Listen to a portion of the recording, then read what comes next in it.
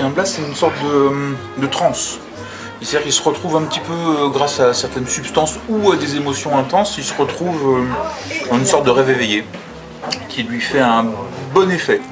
Donc globalement, c'est ça qu'il appelle le blast.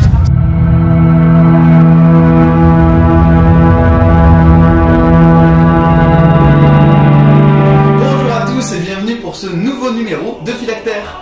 BD d'hier ou d'aujourd'hui, indépendant ou mainstream, comics, manga ou franco-belge, Philactère, ça commence maintenant.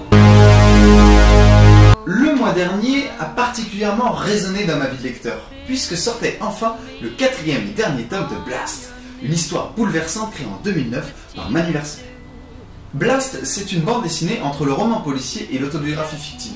Un chef-d'œuvre qui soulève des questions très intéressantes sur la place de l'homme au sein de la société et les choix à faire en fonction du regard que cette société pose sur nous. Bon, alors tout de suite ça sonne comme quelque chose où on va se prendre la tête. Ne confondons pas, essayer de voir quelque chose de brillant et se prendre la tête. T'as bien raison Arthur. Mais comme d'habitude, avant de nous intéresser à l'œuvre, intéressons-nous d'abord au créateur, qui est donc Manu Larsenet. Dès l'âge de 12 ans, Larsenet envoie régulièrement son travail à différentes maisons d'édition. Et c'est seulement 13 ans plus tard, à l'âge de 25 ans, qu'un éditeur, et pas n'importe lequel, va enfin lui répondre. Cet éditeur, c'est Fluide Glacial. Et c'est chez eux que Manu Larsenet va faire ses premières armes, avec par exemple Bill Baroud ou Soyons Fous. J'aimerais bien revenir sur l'ensemble de la production de Manu Larsenet, mais vu le format de mon émission, je vais devoir me restreindre un peu. Abruti, t'aurais pas pu faire une émission plus longue? T'es bête comme tes pieds, tu me fais honte. Je ne vais donc pas vous lister toute la production de Manu Larsenet, mais si je devais choisir une œuvre en particulier, je vous parlerai du Combat ordinaire publié chez Dargaud en 2003. Ah mais c'est bon, c'est mon émission, je fais ce que je veux. Manu Larsenet a toujours quelque chose d'autobiographique dans ses récits. Si Blast l'est le plus selon lui dans les enjeux et la philosophie, le Combat ordinaire nous raconte aussi l'histoire d'un personnage très proche de l'auteur en question, physiquement et mentalement. On va y suivre le parcours d'un jeune photographe en marque d'inspiration qui retourne à la campagne pour prendre un peu l'air. Le récit va tourner autour de sa famille, de ses proches, de ses angoisses et de sa rencontre avec celle qui sera sa future compagne. Je ne vous en dis pas plus, sachez juste que le Combat ordinaire porte très bien son nom. C'est drôle, parfois violent, énigmatique et très intelligent. De plus, on découvre dans certaines planches du Combat ordinaire les prémices de ce que deviendra Blast quelques années plus tard. Revenons donc à Blast. C'est un sujet délicat parce que c'est une BD que j'ai eu du mal à ouvrir. Rien que la couverture m'impressionnait un petit peu devant. C'est un peu le frein classique dans la bande dessinée. On prend l'objet, on le feuillette, on regarde la couverture et si ça nous plaît pas tout de suite, qu'on n'a pas le coup de cœur, on se dit non, c'est pas pour moi. C'est comme JB. Bon, la première fois que je l'ai rencontré, la couverture, c'était pas ça. En bref, règle numéro 1, dans la bande dessinée comme dans la vraie vie, ne jamais s'arrêter à la couverture. Ce qui compte, c'est la beauté intérieure. Attachez vos ceintures, éteignez vos mégots, car voici l'aventure de Jojo le démago.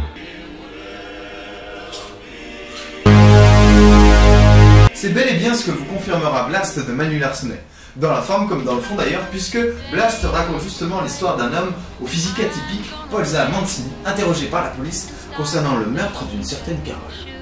Il leur raconte donc son histoire qui débute suite au décès de son père. Polza se rend alors compte qu'il n'a plus aucune attache familiale. C'est ce qui va amener chez lui la découverte d'une nouvelle liberté, c'est ce qui va amener chez lui le Blast. Nous sommes tous entourés par le regard de nos proches. Ces regards guident nos choix fondamentaux, indirectement ou non, inconsciemment ou pas. Mais Polza, pourvu qu'on se projette un petit peu en lui, nous amène à nous poser la question, qu'est-ce que je ferais sans eux? Quel choix je ferais si je devais les faire sans aucune conséquence vis-à-vis du regard que les autres me portent? Moi, j'ai toujours voulu être musicien. Bon, si toutes mes attaches disparaissent, je pourrais devenir musicien, puisque personne n'aura suffisamment d'importance à mes yeux pour que je considère sa définition de musicien comme étant un minimum crédible. Bon, je m'éloigne peut-être un petit peu là. Polza va donc entamer un véritable pèlerinage marginal à la recherche de sa nouvelle liberté qu'est le Blast, et va croiser différents personnages, parfois en accord et parfois en opposition avec sa nouvelle manière de vivre. Notre héros nous ramène à des questionnements philosophiques, vous l'aurez compris. On se surprend même presque à l'envie de dormir dans la forêt et de partager sa vie entre contemplation silencieuse et aventure humaine profonde. Pendant son aventure anarchiste, Polza va donc découvrir le Blast, Un état de transe comme le décrit Larsenet, où notre héros se laisse juste partir la tête la première. Pas de spoiler, mais il faudra lire le tome 4 pour comprendre la vraie nature et l'essence de Blast. Je vous laisse donc découvrir chez votre libraire le plus proche les 4 tomes de Blast édités chez Dargo. En plus, bande de petits vénards, comme la série est terminée, vous n'aurez pas à attendre pour chaque tome. Bonne lecture à vous, et si l'émission vous plaît, n'hésitez pas à la partager et ou à vous abonner à la chaîne, pourquoi pas. Sinon, bah, c'est pas grave, je vous aime bien quand même. Ah, si, une dernière chose. Manu Larsenet a clairement fait comprendre que s'il n'avait pas de liberté de création totale, il n'y aurait aucune adaptation de Blast.